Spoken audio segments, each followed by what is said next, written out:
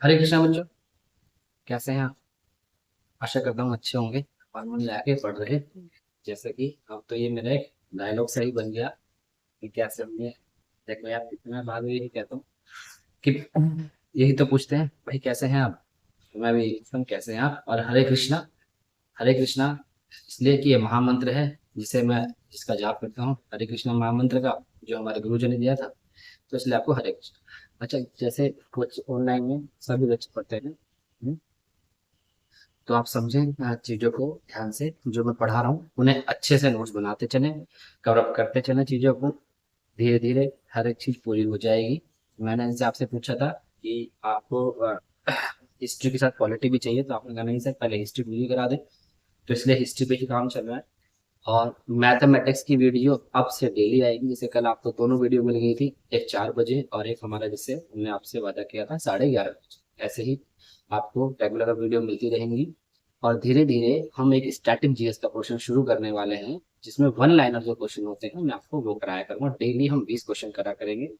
और 20 क्वेश्चन करने से हमारी जो समझो वन लाइनर क्वेश्चन पे जो पकड़ बनती है ना हमारी, वो भी बन जाएगी। ठीक है, और साथ में मैं कुछ ना कुछ उसमें 2 या 3 क्वेश्चन करंट के डिस्कस कर दिया करूँगा। तो बच्चों, कल हमने मतलब यहाँ तक की बात कर रही थी कि कैसे कैसे आपके पास आपकी चीजें अब पहुंचेंगी।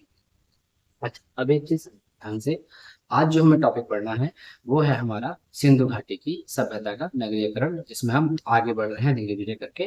तो सिंधु घाटी की सभ्यता के नगरीकरण में कल मैं आपको यहाँ तक ले आया था अनुष्ठानिक प्रयोग और तत्व चिंतन। ये मैंने आपको समझा दिया। अनुष्ठान का मतलब होता है जब बच्चों हम कर्म कांड करते हैं।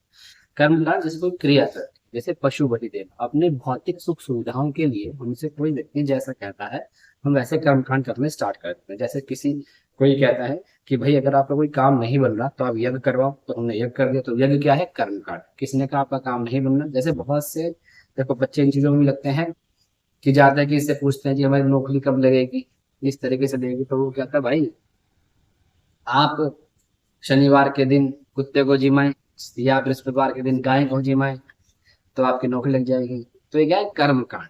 अच्छा, मैं ये कहता हूँ कि किसी के पूछने से ही हम जिमाएंगे क्या?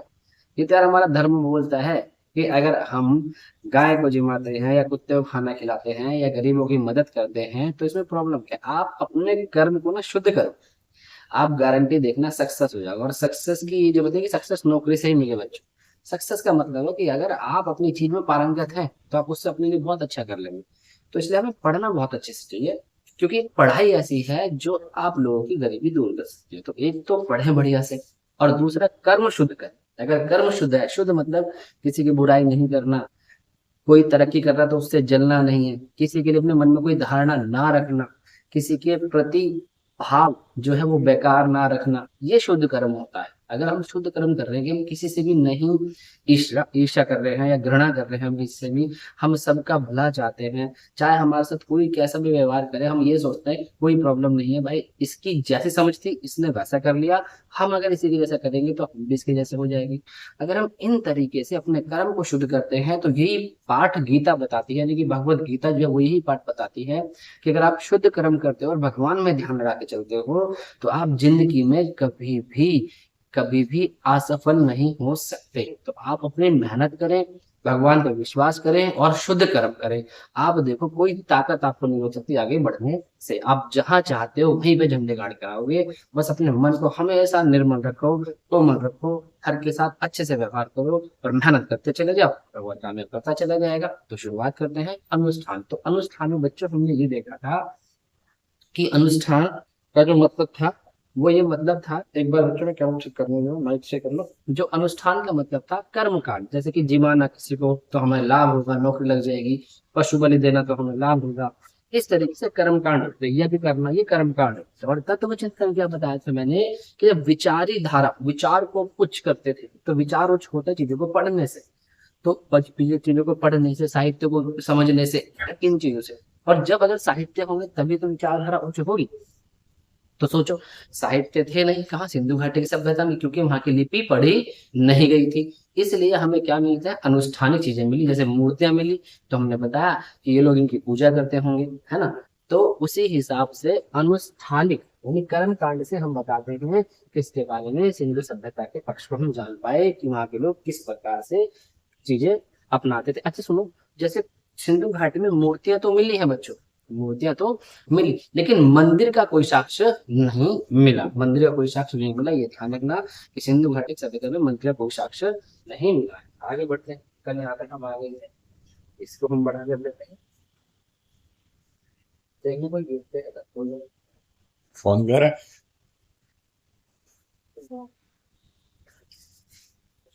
तो देखो, ये भी हम लोगों ने कल कवर कर दिया था, एक बार आप देखो, आपको सही दिखाई दे रहा है ये?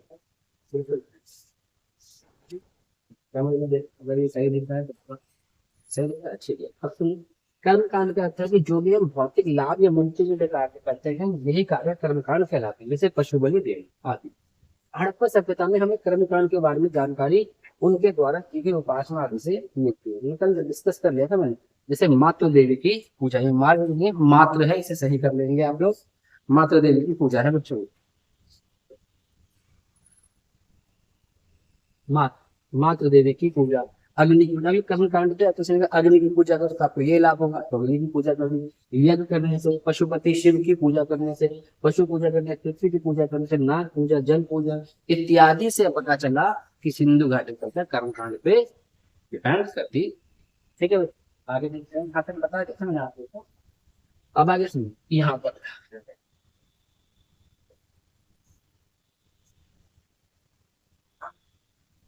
ये देखिए, इन सभी से पता चलता है, पहले इसे देखो, ये दिख रहा है आपको सही? देखो सही दिख रहा है क्या बच्चे? कोई भी चीज कट करो, अब देखो कुछ कट तो नहीं ना? ठीक है, सुनो ध्यान से। अब आपको हमने कहा कि जैसे ये लोग अग्नि की पूजा, यज्ञ की पूजा, पता कैसे चला कि जैसे यज्ञ के साक्ष्य मिल गए, अग्नि कुंड मिल गए, इस तरीके से पता चला कि अग्नि यज्ञ की पूजा करते थे, है ना? पशुओं की मूर्ति मिली है, पक्षियों की मूर्ति मिली है, पशुपति शिव की मूर्ति मिली है, तो पता चलता था कि ये लोग इन चीजों में विश्वास करते थे, है ना? और क्या बोलते हैं, बहुदेववादी थे। बहुदेववादी तो बहुत सारे देवताओं को मानते थे। अब बहुदेववादी की और चीज कैसे पता चलेंगे, अभी थोड़ी देर में डिस्कस करूंगा। अभी फिलहाल के लिए हाँ समझो कि इन सब से पता चलता है कि हड़प्पा का धर्म बहुदेववादी था। अब बहुदेववादी जो बहुत से देवताओं की पूजा करते हैं, वो इंटरेस्टिंग चीज समझो।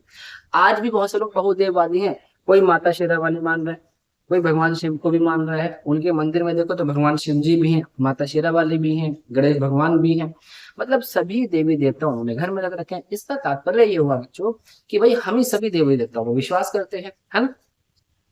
तो सिंधु घाटी की सभ्यता में से भी जब अग्नि मिल रही है, मतलब कि अग्नि कुंड मिल रहे हैं, मात्र देवी मिल रही है, वहां पर क्या बोलते हैं, पेड़ों की जो है वो वृक्षों की पूजा मिल रही है, और पशुओं की पूजा मिल रही है ना?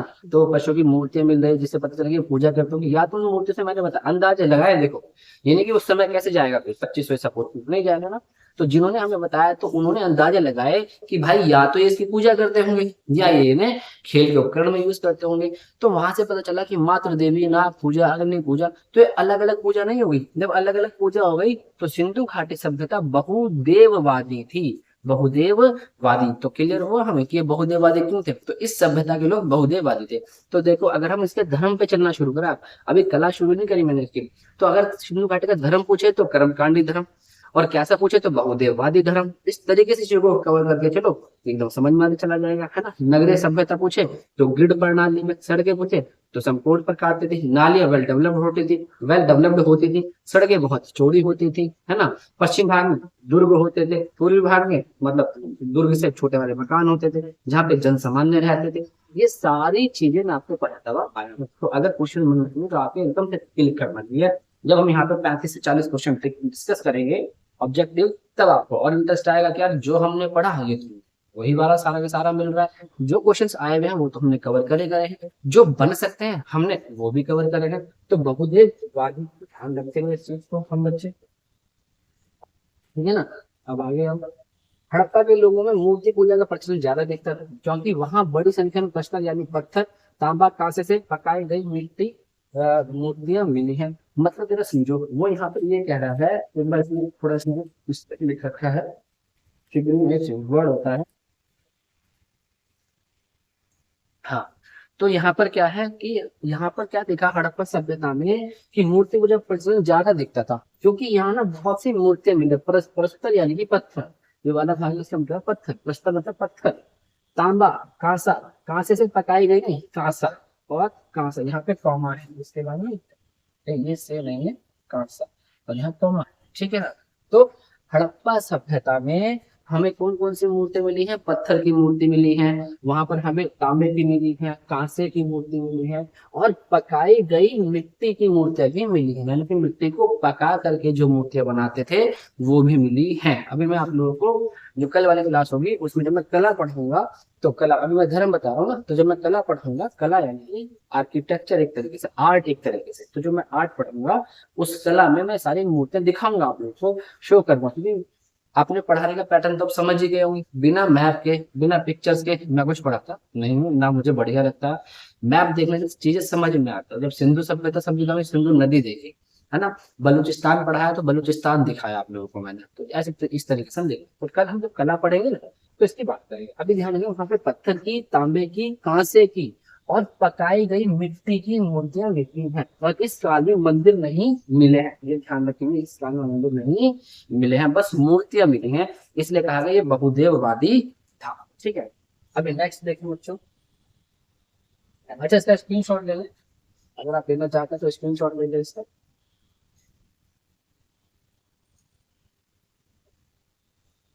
इसका भी ले लो, पहले वाले का, इसका तो मैंने कल करवा दिया था। नोट जरूर बनाना बच्चों, अगर तुम पढ़ रहे हो सामने होना चाहते हो तो यार नोट जरूर बनाना। अगर तुम नोट्स नहीं बनाओगे भाई कोई फायदा नहीं है, पढ़ते रहो कितना ही पढ़ लो, जो बिना नोट्स के पढ़ता है ना उसका नंबर भी नहीं आता। ये देखो, सही दिख रहा है क्या? तुमने तुम देखा तुमने? हम्म? चलो सुनो, मर्ण मूर्तियों को इंग्लिश में टेरेकोटा फिगरिन, बच्चों फिगर नहीं है, फिगरिन, फिगरिन,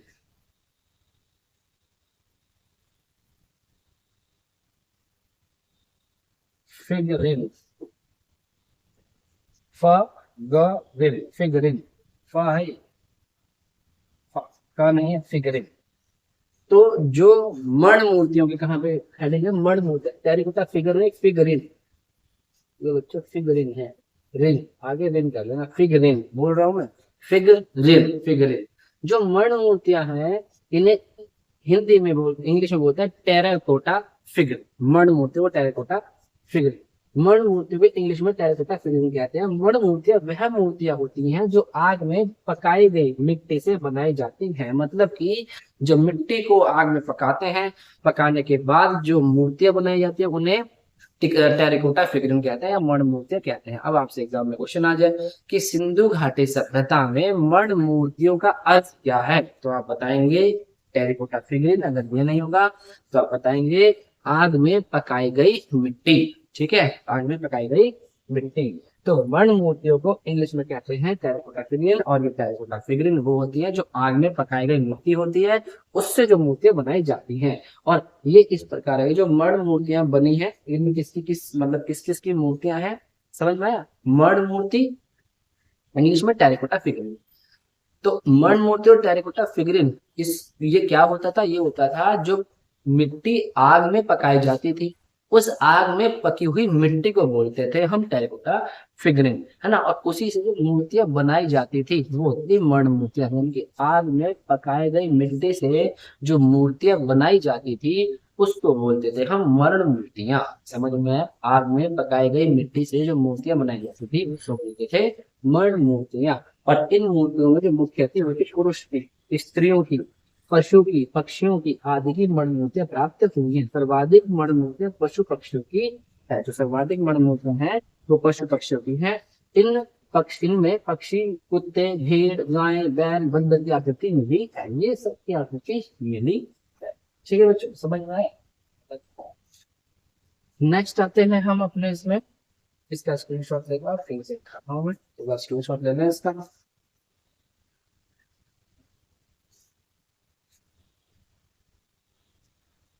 ठीक है, हो गया हुआ, चलिए आगे।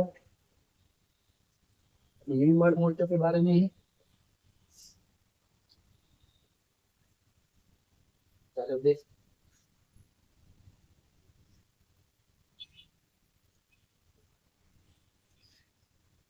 सही दिख रहा है। ठीक है। अतः हड़प्पा सभ्यता के लोग मानव पशु वृक्ष तीनों रूप में भगवान की पूजा करते थे। तो मानव रूप में भी कर रहे हैं, वृक्ष रूप में भी कर रहे हैं और पशु रूप में भी कर रहे हैं। अगर आएगा कि कैसे कैसे रूप में पूजा होती थी, तो तीनों रूप में, मानव में, पशु में और वृक्ष में भी, इन तीनों का भगवान की पूजा की जाती थी। मोहनजोदड़ो से प्रसिद्ध पशुपति मोहर मिली है। मोहनजोदड़ो से पशुपति की मोहर मिली है, मोहनजोदड़ो से, ध्यान रखेंगे, है ना। पशुपति की मोहर मिली है और पशुपति की उपासना आज के शिव भगवान के रूप में की जाती है। अब सोचो, पशुपति की उपासना आज के शिव भगवान के रूप में की जाती है। इसका मतलब हम ये कह सकते हैं कि इस सभ्यता को पतन नहीं हुआ, ये सभ्यता तो समझो धीरे धीरे धीरे धीरे रम गई ना लोगों में। तो ये सभ्यता रम गई, तभी तो आज हम कितनी की चीजें, देखो यज्ञ भी हम करते हैं, पशुपति के रूप में शिव की हम पूजा करते हैं, माता देवी की हम पूजा करते हैं, तो हम कितनी सारी चीजें करते हैं ना। तो इसका मतलब यह है कि सभ्यता आज ऐसा देखा जाता है, वर्तमान में देखा जाए कि सिंधु सभ्यता, जो सिंधु घाटी सभ्यता, वो हमें घुल मिली हुई दिखी देती है, क्योंकि हम भी तो बहुदेववादी हैं, हम भी तो पूजा वैसे कर रहे हैं जैसे वो लोग कर रहे हैं, हम भी तो कर्म कांड में विश्वास कर रहे हैं। तो कैसे कहें कि भाई सभ्यता विनाश हो गई। ठीक है, उस जमाने के वो लोग नहीं रहे, वो सभ्यता विनाश हो गई, लेकिन उस सभ्यता की जो एक तरीके से जो उनका जीवन का जीने का पैटर्न था, वो तो अभी भी विद्यमान है लोगों में। तो कोई पूछे सिंधु घाटी सभ्यता बिल्कुल विनाश, तो आप अपना आंसर चेंज करें क्या भाई, सभ्यता के जो उस समय के लोग थे वो नहीं, लेकिन उनका पैटर्न आज भी जीवित है, क्योंकि आज यहाँ पर हम उन्हीं चीजों को यूज करते हैं जो सभ्यता के लोग यूज करते थे। चीजों को ना समझ के पढ़ो, ज्यादा इंटरेस्ट मिलेगा, और ऐसे ही पढ़ते चले जाएंगे तो कोई फायदा ही नहीं होगा। मोहनजोदड़ो से प्रसिद्ध पशुपति मोहर मिली है और पशुपति की उपासना आज के शिव के रूप में की जाती है। एक पॉइंट, अच्छा मोहन, ये जो अभी मैंने ना आपको वो ये नहीं लिखवाए कि मोहनजोदड़ो से क्या क्या मिला है ना, और धोलावीरा कहाँ से मिला है, ठीक है, सुटका गेंडोर कहाँ था, सुरकोदड़ा कहाँ है, तो ये मैंने चीजें अभी नहीं बताई हैं। इनको मैंने क्या करा, इनका मैंने अलग से चार्ट बना रखा है, तो उसमें मैं बताऊंगा कि ये स्थल यहाँ से मिले, ये स्थल यहाँ से मिले, ये स्थल यहाँ से मिले, तो उसको एक अलग कवर करा है। अभी मैंने एक समझ बना दी आप लोगों की पूरी सिंधु घाटी सभ्यता को लेकर। अब जरा समझो, वो जो फैक्चुअल पॉइंट है कि ये कहाँ से मिला, ये तो फैक्चुअल है ना, याद करने वाला, तो उसे हम एंड में देख लेंगे। अभी आप ये समझो, आपकी पूरी की पूरी पकड़ बन चुकी है। धर्म कैसा था, बहुदेववादी, कला कैसी थी, मूर्तियां नहीं थी, उन मूर्तियों को दिखाएंगे कल हम, है ना। तो एक पकड़ बन चुकी है। कैसी थी, नगरीय सभ्यता थी। क्यों नगरीय सभ्यता कहा जाता था, मिस्र और मेसोपोटामिया से बहुत अच्छी थी। जैसे अभी मैं मिस्र मेसोपोटामिया के बारे में डिस्कस करूंगा आपसे, तो एक पकड़ बनवाई आप लोगों की, है ना। तो फिर एक पिग्गट महोदय, अब जैसे ये फैक्चुअल पॉइंट, पिग्गट महोदय है, पिग्गट नाम है पिग्गट, इस पिग्गट महोदय ने, इन पिग्गट महोदय ने हड़प्पा और मोहनजोदड़ो को जुड़वा राजधानियां कहाँ है। आया हुआ क्वेश्चन है, एग्जाम में क्वेश्चन आए कि हड़प्पा और मोहनजोदड़ो को जुड़वा राजधानी किसने कहा है, तो पिग्गट महोदय ने कहा है। ठीक है, तो यहाँ तक एक हमें धर्म में पकड़ बने।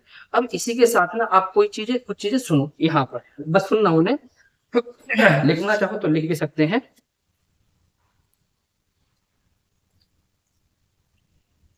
देखो इसमें जो है ना, इसमें ये वाली बात है, पुरुष और स्त्रियों की प्राकृतिक मूर्तियां मिले। प्राकृतिक दैट मीन्स जो चीजें हमें नेचर से मिला, हमने उससे मूर्तियां बना दी, जिनमें पुरुषों से स्त्रियों की संख्या अधिक है। तो पुरुषों से स्त्रियों की संख्या अधिक है, यानी कि जो मर्ण मूर्तियां मिली थी ना बच्चों, मर्ण मूर्तियां जो मैं अभी बता रहा हूँ, अब अभी कुछ चीजें सुनना है। जो मर्ण मूर्तियां मिली है, इन मर्ण मूर्तियों में जो पुरुषों से स्त्रियों की संख्या ज्यादा है, मतलब स्त्रियों की संख्या ज्यादा मिली और पुरुषों की संख्या कम मिली। ठीक है, जहां मोहरे और प्रतिमाएं दक्षता के साथ दिखाई गई हैं, मोहरे भी दिखाई गई हैं और प्रतिमाएं भी दिखाई गई, यानी कि प्रतिमाओं पे मोहरे भी दिखाई गई, मोहरे छाप रखी हैं। इन वाले डायग्राम को मैं आपको दिखाऊंगा, है ना, तो तब आपको और ज्यादा ये चीजें क्लियर हो जाएंगी। एक बार मैंने दिखाई देता हूँ, एक बार आप इसका स्क्रीनशॉट लो। अच्छा बच्चों देखो, अब जो मैं मूर्ति बता रहा हूँ, जैसे ये जो मूर्ति है ना, इस तरीके से मूर्तियां दिखा रखी है यहाँ पे, एक तो नेट से इमेज ली है, लेकिन आप ना मेन यहाँ पे पशुपति की मूर्ति देखो। जैसे मैं बता रहा था कि मोहनजोदड़ो से प्रसिद्ध पशुपति की मूर्ति मिली है, यहाँ लिखा था ना, यहाँ उधर लिखा है।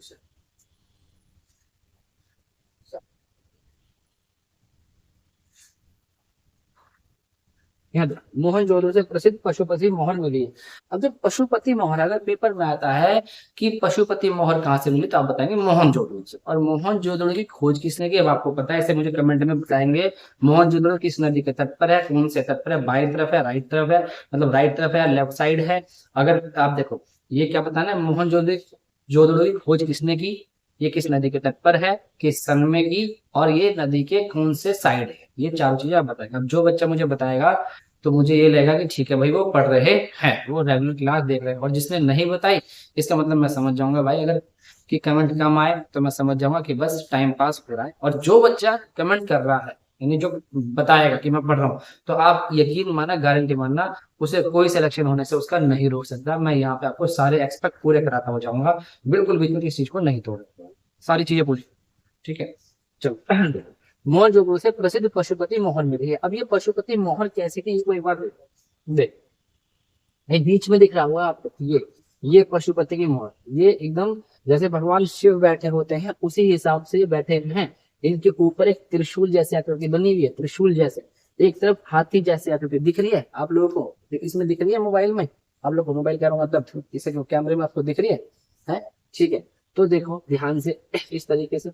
तो ये जो चीजें है ना, यही बताया गया है कि मोहनजोदड़ो से प्रसिद्ध पशुपति की मोहर मिली है, और इस मोहर में एक योगी को पद्मासन मुद्रा में दिखाया गया, मतलब बैठी हुई मुद्रा में, जैसे भगवान शिव बैठते हैं ऐसी मुद्रा में इसको दिखाया हुआ है। और योगी के दाईं ओर, पेपर में अगर आता है तो इस योगी के दाईं ओर इधर की तरफ देखो, राइट हैंड पे आप देखो, आपको दाईं ओर चीता तथा हाथी, यहाँ पर चीता और हाथी दिखाई देंगे, चीता और हाथी दिखाई देंगे, और बाईं ओर गैंडा तथा भैंसा दिखाई देंगे, यहाँ पर गैंडा और भैंसा दिखाई देंगे। तो इसके राइट साइड में आपको चीता तथा हाथी, कभी पेपर में क्वेश्चन पूछ ले कि पशुपति शिव की जो मूर्ति, जो पशुपति की मूर्ति मिली है वो किस मुद्रा में थी, तो पद्मासन मुद्रा में थी। उसके एक साइड, राइट साइड में क्या था, चीता और हाथी, और उसके लेफ्ट साइड में क्या था आपका, गैंडा और भैंसा। ये पूछे जा सकते हैं क्वेश्चन, ध्यान रखना।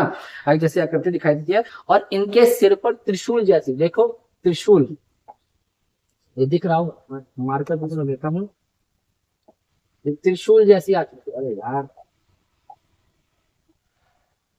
ये सर में देखो त्रिशूल जैसी आकृति है ना, त्रिशूल जैसी आकृति इनके सर पे है ना, जैसे आकृति के मुकुट है। इस चित्र से यह प्रमाण, मतलब वो बताना चाह रहे, इस चित्र से ये प्रमाणित होता है कि आज के भगवान शिव की उपासना उस समय पशुपति से की जाती थी। तो आप समझे मतलब क्या बताया गया इसमें ये दिखाया गया है इस मूर्ति में कि जो हड़प्पा सभ्यता या सिंधु सभ्यता में बोलूं, वहां के लोग उपासना जिसकी करते थे वो पशुपति शिव थे। तो पशुपति की जो पूजा करते थे, इन पशुपति की पूजा में उन्होंने देखा त्रिशूल दिखाया, पद्मासन मुद्रा में बैठे दिखाए, हाथी दिखाया, चीता, गैंडा, भैंसा ये दिखाया। तो इस मुद्रा से ये अनुमान लगाया है कि उस समय जो पशुपति थे वो आज के शिव भगवान थे, है ना। तो इस तरीके से बताया गया कि सिंधु घाटी की सभ्यता खत्म हुई, लेकिन उनकी जो कल्चरल चीजें थी वो आने वाली पीढ़ियों में विद्यमान हो गई, और जो वो यूज करते थे वो आने वाली पीढ़ियां भी यूज कर रही है। समझ में आया? तो मैंने यहाँ पे आपको एक पशुपति की मूर्ति दिखाई, साथ में मैंने टेराकोटा का मतलब समझाया, टेराकोटा फिगरिंग का मतलब समझाया, साथ ही मैंने सिंधु सभ्यता का धर्म कैसा था, बहुदेववादी था, कैसे कर्मकांडी थे, जो आपको पता रहना चाहिए, कर्मकांडी, बहुदेववादी, पशुपति शिव, है ना। और बहुत सारी मूर्तियां किस किस की मिली है, पक्की ईंटों को, पक्की पकाई गई मिट्टी की जो मूर्तियां थी, मण मूर्तियां कहते थे, ये सब आपको पता रहना चाहिए। तो यहाँ पर हमने सिंधु घाटी नगरीय सभ्यता के धर्म को खत्म करा, और अब हमारा जो चलेगा यहाँ से कला चलेगी, और कला के साथ ही स्टार्ट हो गए जो फैक्चुअल पॉइंट है कि किस स्थल से क्या मिला, उसे मैंने बिल्कुल लास्ट में चार्ट बनाया है।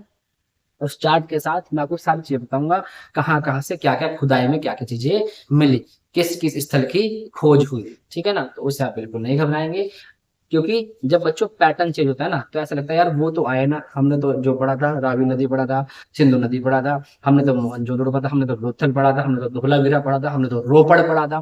तो धोलावीरा, रोपड़, ये सारी चीजें मैं भी पढ़ूंगा, लेकिन ये फैक्चुअल चीज है बच्चों की, यहाँ से क्या मिला, चावल के साक्ष्य कहाँ से मिले, अन्नागार कहाँ से मिला, स्नानागार कहाँ से मिला, तो ये मैं बताऊंगा। मैं विद चार्ट विद डायग्राम इन्हें बताऊंगा, तब आपको आएगा मजा। अभी आपने क्या देखो, सिंधु घाटी सभ्यता की समझ तो रखो कि भैया क्या क्या था। अब फैक्चुअल पढ़ा के चला जाऊं और ये पता ही नहीं चले कि सिंधु घाटी सभ्यता कैसी थी, तो उससे क्या होता। अब आपको सिंधु घाटी सभ्यता कैसे नाम पड़ा वो पता है, सिंधु घाटी सभ्यता कैसी थी वो पता चला, ये भी आप लोगों को पता है। यहाँ का धर्म कैसा था, बहुदेववादी, ये भी आपको पता चला। कर्मकांडी था या चिंतन पे बेस्ड था, तो कर्मकांड पे था, तो ये भी पता चला है ना। पशुपति शिव की मूर्ति कहाँ से मिली, मोहनजोदड़ो से मिली, ये भी पता है।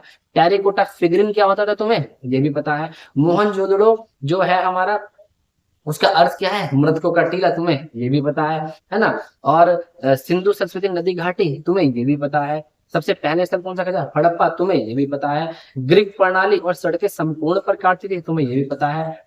जो आंगन में कुएं होते थे, तुम्हें ये भी पता है। अब देखो तुम्हें कितने बेस्ट ढंग से पता चला। कब इसे कांस्य युगीन सभ्यता कहा, तुम्हें ये भी पता है। कब ताम्र पाषाण संस्कृति कहा, तुम्हें ये भी पता है ना। कहाँ प्रस्तर युग था, तुम्हें वो भी पता है। तो मैंने पाषाण काल से लेकर तुम्हें मैं कहाँ तक लेकर आया, तुम्हें आदि ऐतिहासिक काल तक लेकर आया। आदि ऐतिहासिक काल किसमें मिलती है, सिंधु घाटी सभ्यता किसमें मिलती है, आदि ऐतिहासिक काल में मिलती है, तुम्हें ये भी पता है। सिंधु घाटी की सभ्यता लिपि जो थी पढ़ी नहीं गई, तुम्हें ये भी पता है। अब उस लिपि में जो उस लिपि को क्या कहते थे, बोस्ट्रोफेडन, तुम्हें ये भी पता है। इसको मैं बताऊंगा भी। बाकी यहाँ के जो लोग व्यापार करते थे वो 8 के गुणज में 16 के गुणज में करते थे, तो ये वाली बात भी हम बताएंगे। 16 के गुणज में, मैं 8 कह रहा हूँ, सॉरी 16 के गुणज में। तो अब इसके जो फैक्चुअल पॉइंट है कि व्यापार किसके गुणज में करते थे वो बताएंगे, है ना। और रोपड़ कहाँ है, कहाँ से धान के साक्ष्य मिले हैं, कहाँ से स्नानागार मिला, कहाँ से अन्नागार मिला है, किस नदी के तट पर है, ये सब बताएंगे। तो अभी तक जो पढ़ाया वो अच्छे समझाया बच्चों, और अब जो पढ़ाऊंगा वो भी अच्छे समझाऊंगा। तो अब आप नोट्स बनाएं, और जो मैंने आपको क्वेश्चन दिया था कि मोहनजोदड़ो की खोज कहाँ, किसने, कैसे, कब की, तो आप मुझे कमेंट में बताएंगे। तो ठीक है, मिलते हैं कल नेक्स्ट क्लास के साथ, और उसमें हम देखेंगे हड़प्पा सभ्यता की कला और उसकी संस्कृति, और वहीं से हम अपनी क्लास को फिर आगे बढ़ाएंगे, और आगे चलते चलते हम देख पाएंगे वेदों के तरफ हम आएंगे। तो वेदों में हम आएंगे कहाँ पर, अब आगे वाली क्लासों में। और कल हम क्या पढ़ते हैं, कला पढ़ते हैं। तो मिलते हैं बच्चों कल आपको, तब तक के लिए हरे कृष्णा, धन्यवाद। अच्छे से पढ़े, मन लगा के पढ़े बच्चों, नोट्स बनाए, कहीं से कहीं तक कोई कमी ना छोड़े। डेली आप क्लासेस मिल रही हैं, और अब रेगुलर आपको ऐसी क्लासेस मिलती रहेंगी। चलो मिलते हैं, हरे कृष्ण।